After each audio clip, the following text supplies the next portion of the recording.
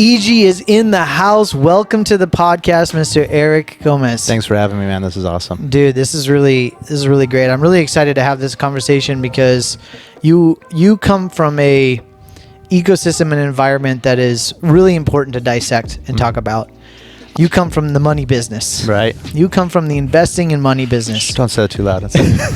And I think that, one of the things I was really attracted about having you in the podcast is that coming from the money, wealth management, investing business, there are so many there's so many dogmas. Mm-hmm. There's so much mindset, limiting beliefs, things that we grow up with about money, and the way that you've shown up, and I've seen you kind of show up online, and the things that you talk about, a lot of it is very contradictory to the way we're taught about investing, the way we're taught about living long-term lifestyle, right, the way we manage our wealth. So I just thought I'd have you on the podcast and riff and really try to get as deep and break some of these limiting beliefs as much as we can today. Yeah, absolutely. Absolutely. Can we curse on here? Is this supposed to be like... No, we cannot curse. Apple does not like that. Okay. We'll have to bleep it out. I'm glad you asked. Okay. We were talking earlier. I actually saw Gary Vee like 2 or 3 weeks ago, and he's like, people have been talking about like I don't curse as much, and you just start dropping all these F-bombs. He's like, all right, I got it out of my system now. But to your point, I don't mind it. Apple doesn't like it. Yeah. Unfortunately, with money, which you do hear from time to time, is not really taught, I think, which is one of the major problems, and it's really learned by metamorphosis or experience. And so I think that's what gets most people, in trouble. And so to break through the noise, to be different, to be a differentiator, it is to, like you said, turn that on its head, so that it's all the things that you don't think it should be. Right?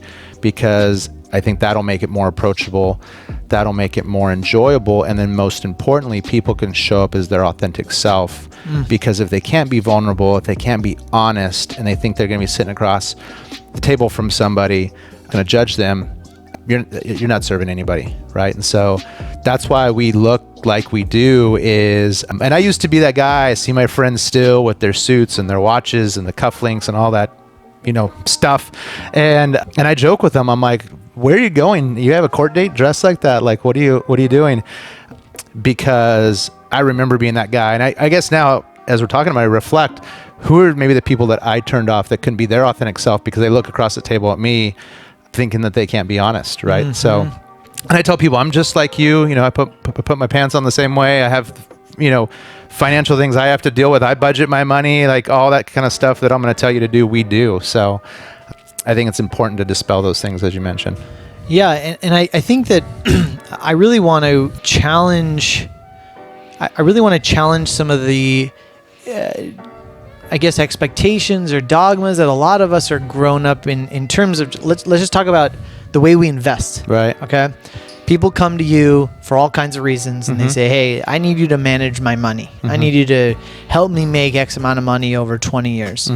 And what I guess... You know what I say to those people? I'm not your guy. You got the wrong guy. Exactly. So that's exactly the point. Yeah. Is that we are trained to come... In fact, a lot of money managers even trained to find clients that way. Right, yeah. Because they're incentivized incorrectly. Right. They're compensated incorrectly. They fit into a formula. And most people, and I talk about this on the Rich Equation all the time, is, we're trained to go to really good schools. We're trained to go get really great jobs. We're trained to live inside of a box. We're trained to save all our money in our 401k by the time we're 60. Then we retire, like that formula. That's right. So we find money managers because we don't know how to manage our money. We believe that other people can manage our money better than we can. Right. And so there's this whole program built. And what I love about your approach, and I want you to talk about that, and you kind of, before we started recording, you were talking to me about, your 5 steps or your 5 theses. Right. Is, firstly, what do you tell those people who are in those dogmatic roles? Right. And then what's so different about your approach? So we try to dispel by what people see those beliefs ahead of time. And so I would say just a very authentic stance, with people. When we do what's called an intro call, if someone's introduced to us or we meet somebody, I say, hey, let's hop on a 10 or 15 minute call. Fire any questions you may have at me. I'll share with you a little bit about our firm, how we engage clients, what it looks like, and then we'll determine from here if it necessitates further, conversation. And literally, I don't have an agenda. I mean, I probably should, to make sure I hit on certain topics, but I don't, because I really want to just be in the moment, be present. And so I heard something, I think it was yesterday, which is going to be part of, I think, my 2022 plan, is it says, wherever you are, be there, right? Yeah. And so I think so many times we're like, oh, what do I have after this? And you're so many places. And so we do that so we could just, listen to what they have to say. And, obviously if they don't have many questions, it's who you're working with currently. How do you feel it's going? Where do you feel like you need help? And just let them talk. What kind of relationships do you have? And it doesn't really honestly matter what they say. It's like, that's awesome. Thanks for sharing that. Here's what our firm looks like. And sometimes if people don't really know us, they're going to try to feed us answers and or throw objections, right? To like, oh, I just kind of want to, get, and it's like, and if they kind of take that approach, it's like, hey, this has been a great conversation. Sounds like you have it all figured out. Sounds like you have the best money manager on the planet. Like, you should stick with them. They're doing a great job. And then most people are like, whoa, actually, I hadn't thought about that till I said that right now, but one of our, I would say, better relationships that we currently have, they came to us that way. And I had talked to him before and like, we got a guy, he's great, and so he called one day into my office, like his hair was on fire and he wanted to meet with me like immediately, and we didn't have the time, and he just kind of kept pushing. And so I got on the phone and I said, what's going on? Like, when I spoke to you last time, you have somebody, just out of curiosity, what's the urgency to meet with me? And he had a problem that he perceived that we can fix. And so I said, I think you should take that question back to your person.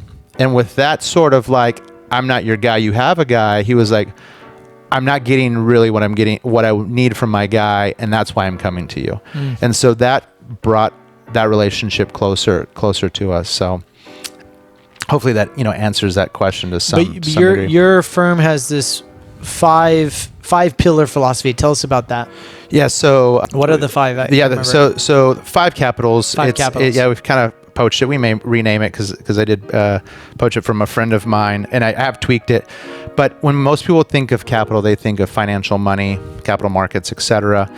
But it really is a holistic look at someone's life. And as you mentioned about the money, we don't really talk about money a ton in our practice. Once in a while, people will say, well, how often do you do market reviews or what my return is? And I said, probably less than 5% of our time, right? So like you said, it's like, I need this, and can you beat my guy?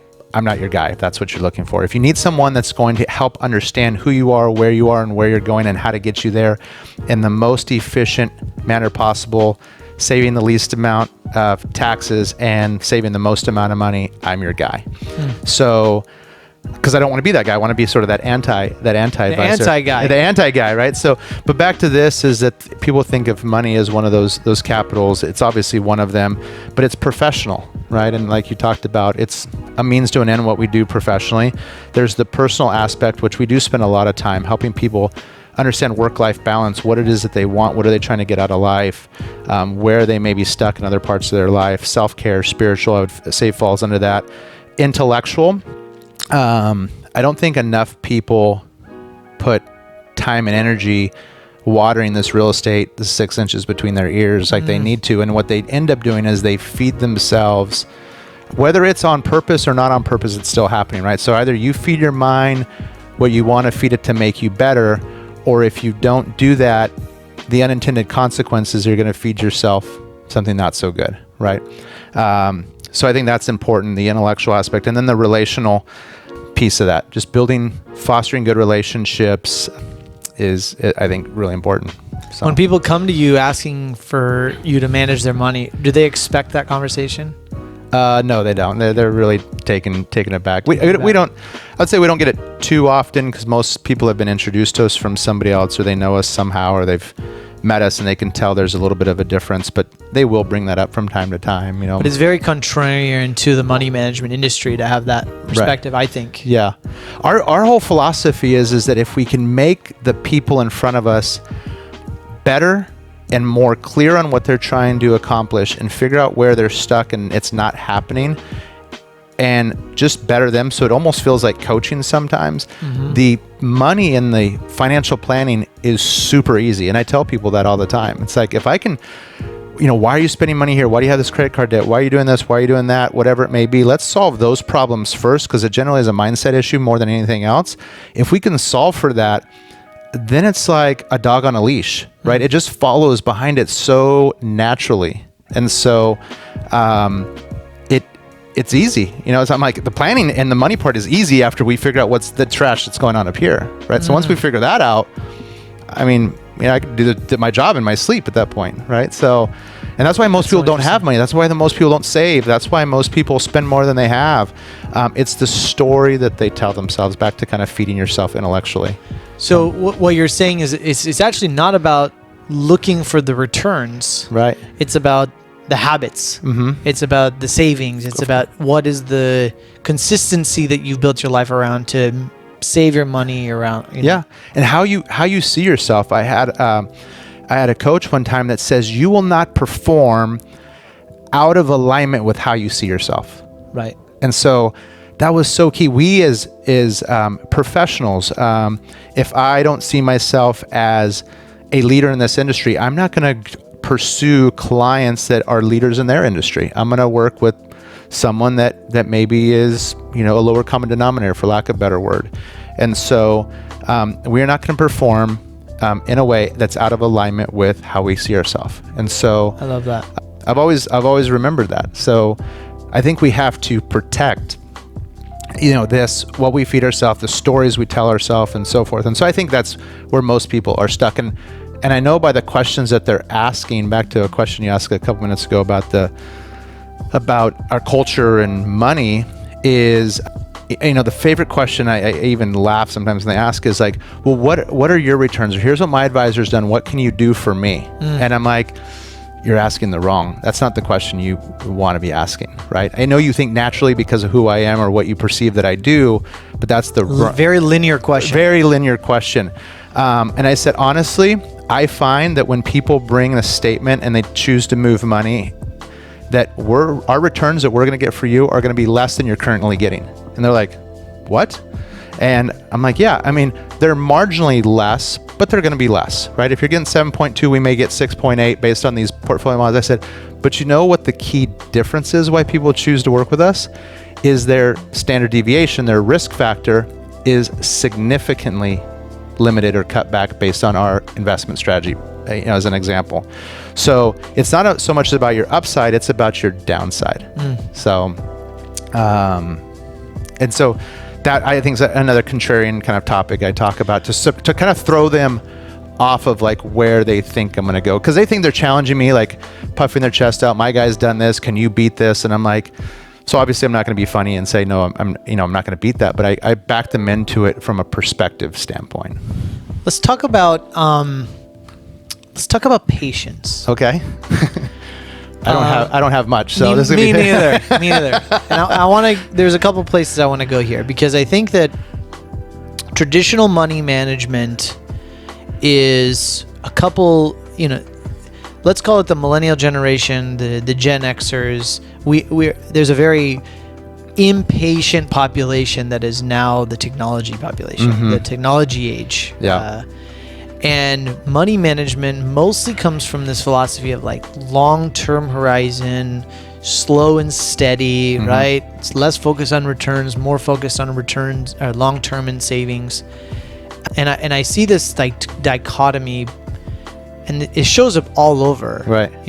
That everybody is now looking for fast returns, easy returns, Bitcoin, crypto, Bitcoin, blah, blah, and not to bag on blockchain and Bitcoin because I'm a big believer, but also like, I guess, what is the secret to all that, right? Is if you had to really give people the raw advice, is like, what's the right mindset to think about in terms of looking for returns over, short-term and long-term?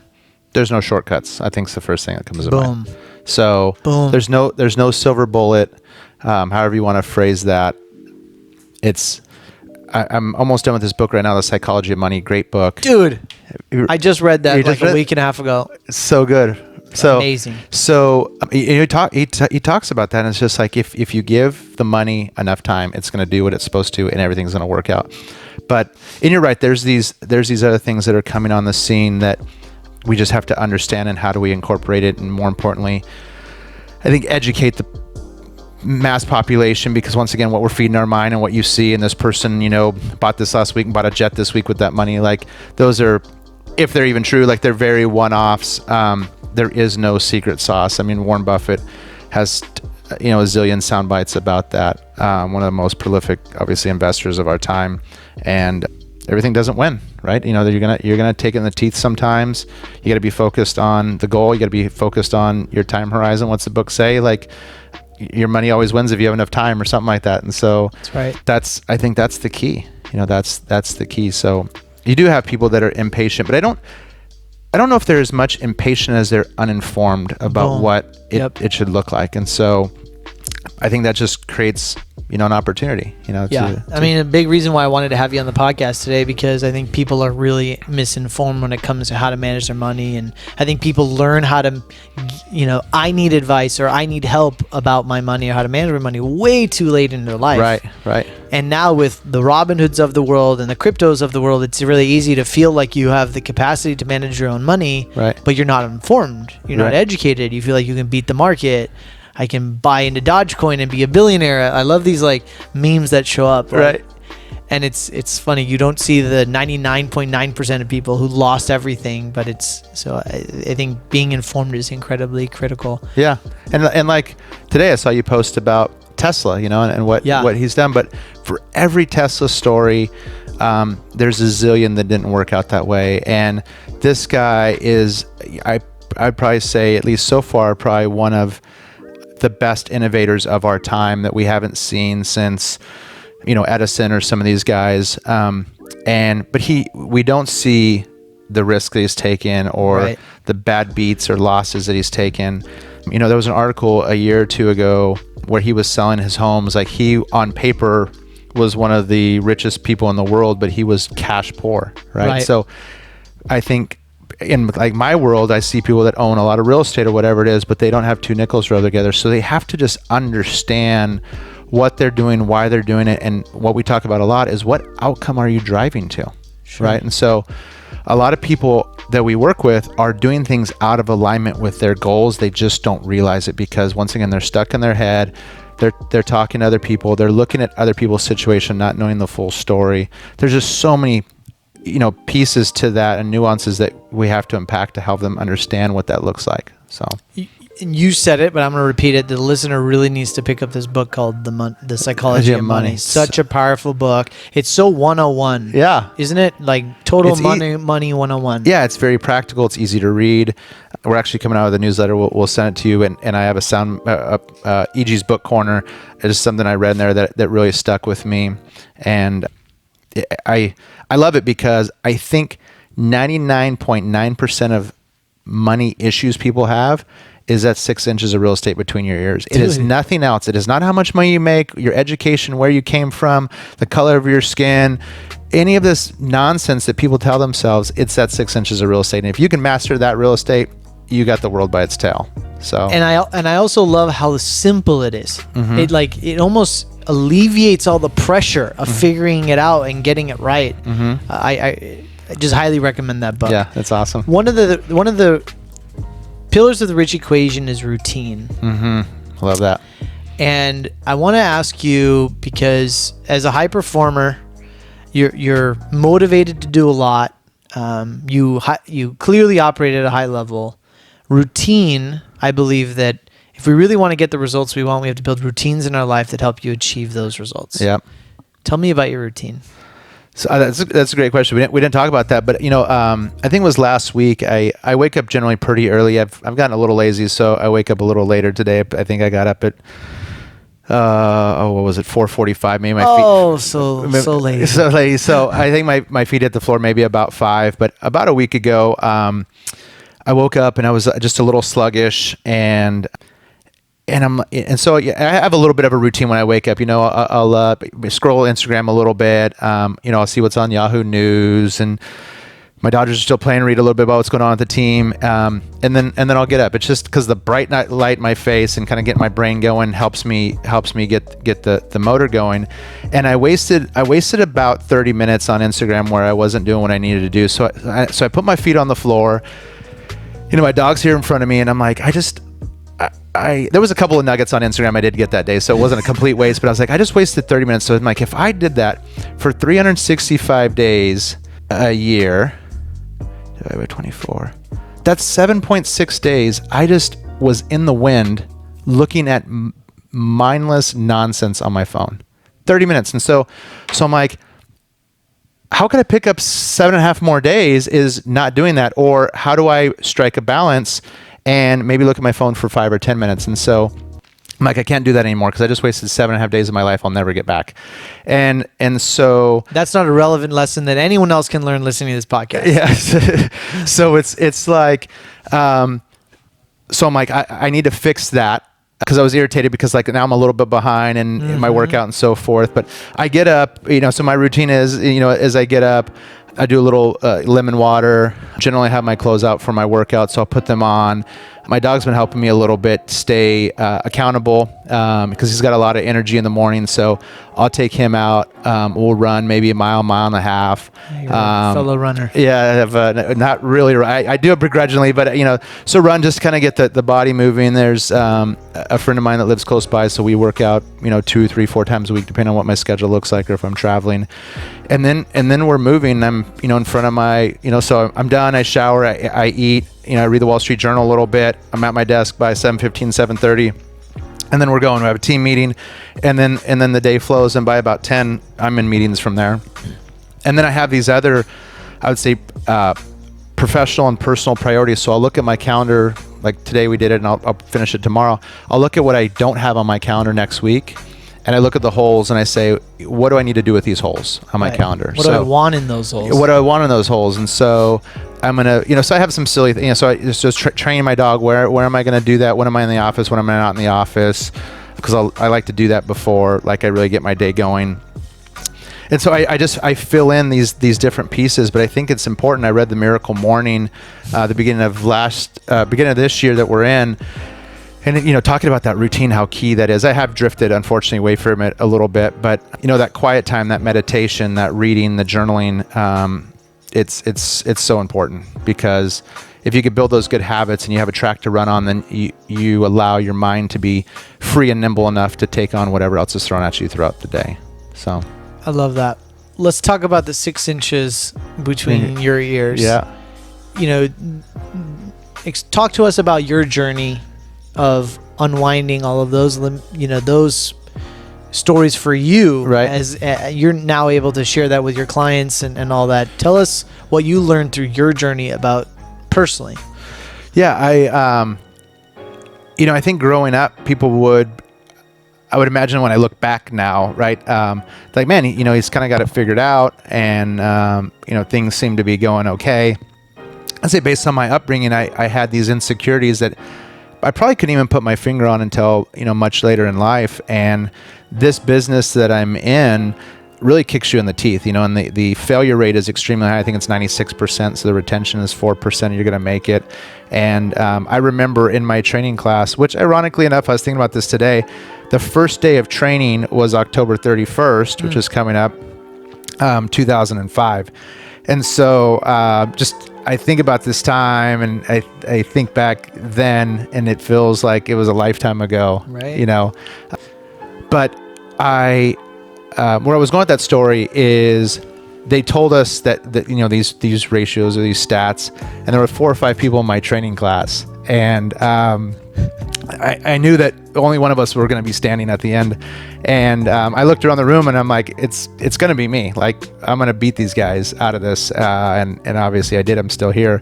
But this business has helped me evolve. And I'd say that's one great thing about the Fortune 100 company that our firm's, partnered with, is they're really about coaching and about bettering yourself and having these resources and having kind of a peer family environment where you could lean on one another. And I would say just working with coaches over time, those limiting beliefs, the stories you tell yourself, and you have to really watch those things.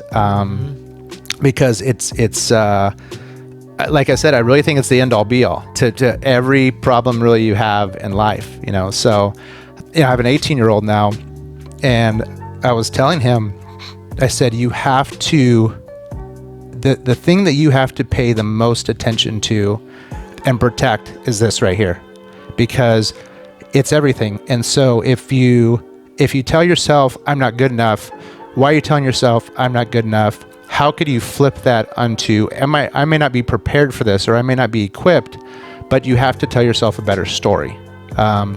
Because if you don't, then you're gonna go down a rabbit hole. And you talked about memes. You see these things, these funny things, these memes online, and they make us laugh, but they're somewhat sad because these are stories sometimes people do tell themselves, and it just puts them in a bad place. And you were talking a few minutes ago about the epiphany that people have, and I think that's what I love most about what we do, is when they realize it's not going to be what they think it's going to be, but it's better. And you see these breakthroughs, you see their eyes light up of like, wow, I don't have to be stuck in this place I feel like I've always been stuck in, right? And it may be so good. I'm not saving enough money. I make all this money, I don't know where it's going. And it's like, and I look at it, I'm like, I could solve that problem in my sleep, but they're in their fishbowl, right? So they don't know how to get out of it. I especially the higher income people, it's like, how do I pay taxes? It's like, it seems like I save and then I give it to Uncle Sam. It's just a mindset about how they're tackling that problem, And so once you help them, like I said, with that and create that breakthrough, everything becomes easier. So, and I'm not saying that I'm perfect. I struggle with it. I get frustrated. I get impatient. I tell myself bad stories as well. All this work that we do, with marketing, where's it going to go? Or, is our firm doing what I need it to do? But it's like, you have to catch yourself in that moment and tell yourself a better story. I mean, I was running, I think yesterday or today, and I'm like, I just really hate this. And it's like, I am not a runner. Like I just joked with you, and it's like, but I can't tell myself that. I'm like, I don't enjoy the process of running, but I enjoy how I feel after I run. And so even though I may not love the act of running, I love what it gives me. So it's like, even those types of things, and I've heard you say that before, and I love that because, one of the things you talk about a lot is like, I just got to get myself through the hard work. Yeah. And if I can force myself to do the shit that I don't like, right, or the things that I don't like, then I'll have better momentum. I'll feel confident that I can do it. I want to go back for a minute. You got a little emotional when you were talking about what you tell your son. Yeah. And I think that, and I have 2 daughters, and I think that a lot of the things that we do and why we do it is to eliminate or change these generational curses that we're taught. Yeah. And I think that's why you were speaking from that place. Yeah. Is the things that we learn, good, bad, or ugly, from our parents or our families or past generations, and the generational curses that we're trying to eliminate in this moment. If you had a microphone to all the youth, the young people, the things that we need to stop thinking about and change the mindset, what is that? I think the younger people, and I'm probably going to sound a little old saying this, but it really is, social media, and that's been, we were talking about it a little bit today in our office, but just how detrimental these platforms they have found can be to the youth, right? And so I think they get so caught up on and what things having those people understand that. And as you and I both know, because we're a little bit older, that's all smoke and mirrors, It's like you see, I don't know if you watched that Netflix documentary, The Social Experiment, I think it was called. Did you see it? So it's like the toilet seat, and it looks like I'm in a private jet and all this other stuff. And it's like, why do that stuff? It's like, no one really cares. No one really cares at the end of the day. That's one of the things that I think, society trains us that other people's opinions really matter. Mm-hmm. Psychology of money, talk about that. The guy in the car. The faster you learn that none of that matters. Right. And no one cares. And no one cares. Actually, the happier you'll be. And we were talking about that outside, right? Yeah. Is that the faster we can get into our true authentic self, the world actually becomes more abundant and more natural. Yeah. People don't think about that. Yeah. My buddy, the one managing partner I was telling you about, he says 50% of people are going to like you and 50% of people are not. So just be yourself and you're going to have the right 50%. You're going to get 50% no matter what. So who cares? So, but you're absolutely right. I think we just get so caught up. And I think still, there's the old adage of keeping up with the Joneses. That has not gone away and probably has gotten worse with social media and all this other stuff. And those people aren't any happier than, we are. They look that way, so to sell something probably. One of the other things that is really contrarian, which I love about you, is like, you don't see a lot of financial advisors or people in the money business creating a personal brand. Right. Or they do it in an incredibly archaic way, right? The way that email blasts or the way that they used to be able to hire clients. Tell me about that journey for you. Oh man, we're still on that journey. I would say that it's just, once again, back to who we are. I was telling another person on our team, we walk every other week. People know that I'm a huge Dodger fan. And throughout the season, I don't really get messages, but they have been fortunate over the last few years to get pretty far deep in the postseason. And so I'll get these random text messages from friends or people I don't always connect with about, great game, or did you see that, or man, this is stressful, or whatever it may be. And it's really cool. And then, like, that's become part of my brand. And I was thinking about that of like, what about me reminds, when people see the Dodgers, they think Erik Gomez. And so light bulb went off. It's like, okay, how do we now use that in business of, I see this, whatever this may be, we haven't figured it out, that's equal to EG and EG wealth management in that experience. So love that. So we're still trying to figure out. Aren't we all? Yeah. So it's tough because, Dylan and I talk about it, like maybe even the brand we have is not fully us yet.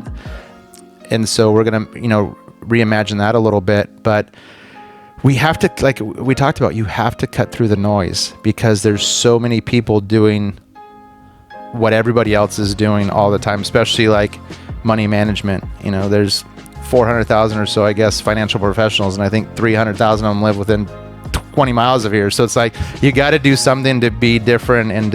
And when I think about the math, it's like we only have so much time and capacity to help so many people. So it's like, we only have time, next year to probably help, 30 new households, right? And we live here with all these people. So it's like, we need to make sure we garner the right households that we can help the most, and they want our help, and we're going to have fun doing it. So I think you've sort of asked this or answered this already, but I'll ask it to you because this is what we do. Yep. What does it mean to be, what does true richness mean for you? That's a good question. I mean, maybe I'd go back to a little bit of the 10 out of 10. I think just freedom and choices is richness to me. I mentioned, real estate is a great wealth building tool and it works, right? But so many people think that they just want to continue to buy real estate because like this passive income, but they don't understand or see the unintended consequences of that choice, right? Which is you're buying more property tax. Do you want to pay more taxes? I mean, if you ask anybody, do they want to pay more taxes no matter what side of the aisle on, their answer is always no. It's like, you don't want to pay more taxes, but you're buying this thing that you're always going to pay taxes on no matter what happens to it. And I want to think about that. And it's like, do you like babysitting people and solving problems and people calling you in the middle of the night? No, I don't like doing that. Well, that's what's going to happen to your tenants, And so there's all these things that they think is going to help get them to where they want to be. For me, it's really simplicity and freedom. I would say confidence that my team is taking care of our clients and that I could really unplug and I can plug in and unplug and that everything's going to continue to run smoothly. And that's what I try to instill, in our clients when I ask them what they want, obviously their financial future to look like. And most of them say, I want to know that I have enough money and it's simple. And literally in the same sentence, they're like, but I'm going to start this new business and I'm going to buy more real estate. I'm going to do this. And I think I'm investing in a restaurant. And I'm just like, how does any of that stuff like equate to being like that? Seems harder, right? And so this one client comes to mind. He's like, "Oh, I just bought this Porsche that's like an investment." I'm like, "That sounds stupid," but once again, it's our history and our experience and what other people have done to be successful is what they think they need to do, and they don't put enough focus into what they truly want and then how to get there. So I think that's what makes us and what we do really cool, is that we are that guide to get them to where they want to be. Like, they have to tell us where they want to go. Our job is to get them there. So That's so good. As we close, I suppose, well, firstly, how do people find you, Erik? oh man, they through this podcast, I'm sure we're tagged in here. You know, we're on Instagram, EG_wealth management. They could Google my name. It's Erik with a K. Find us pretty easily. So that's the best places. You could DM us. Dylan reads my DMs, so he'll get back to you or get you in touch with the right people. It's been really cool getting to know you and seeing your energy, and you have so much to share. You're a natural, man. Thanks. You're gonna crush this. What do you wish you knew 20 years ago? Oh man, what do I wish I knew 20 years ago? It's funny you say that. I have a picture of my senior prom with a friend of mine there. And I have it there as a reminder of, you can't go back in time, but I do think about, what I would tell, that person. And I think I try to instill that in my son a little bit. And I think I would tell myself that it's always going to be challenging. It's always going to be hard, but that you could outwork your problems. I would say stay focused. I think what I said was a breakthrough. I think early on, if I knew that I could lean into my strengths, I think that would be that'd be a game changer. If I heard that before 33 or 34, and my 30s were pretty good to me, I would say that'd be really key. So. Look, Erik, I really appreciate your time, man. Yeah. I really appreciate you coming here. We don't get to do these live recordings that often, so when people do, it's really a blessing. So yeah. Thanks for being here, man. Awesome, man. Thanks for having me. Thanks a lot.